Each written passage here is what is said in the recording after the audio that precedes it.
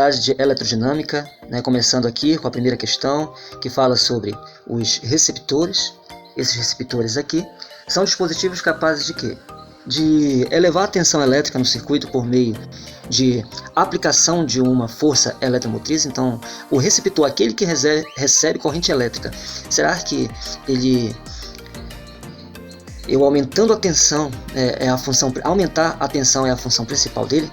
Na letra B, ele pede aqui consumir parte da energia elétrica do circuito, transformando em calor em razão do efeito Joule. Então tá aí. Será que essa é a função do receptor, consumir energia elétrica de um circuito e transforma essa energia em calor em razão do efeito Joule?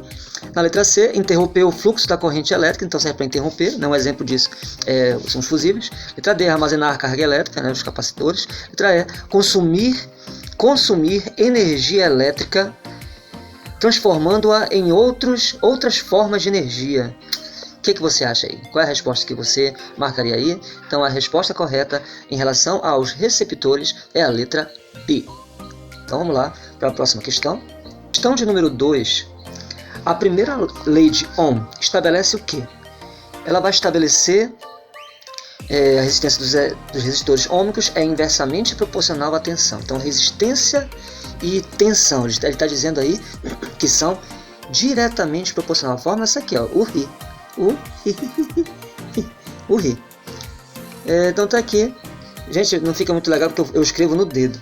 Então aqui nós temos a resistência diretamente ou inversamente proporcional à corrente. A resistência é diretamente ou inversamente proporcional à corrente? Ela é diretamente proporcional. Na letra B, a resistência elétrica dos resistores ôhmicos é variável. Então, será que a primeira lei de Ohm diz que a resistência é variável e depende exclusivamente da tensão? Será que ele é exclusivamente da tensão?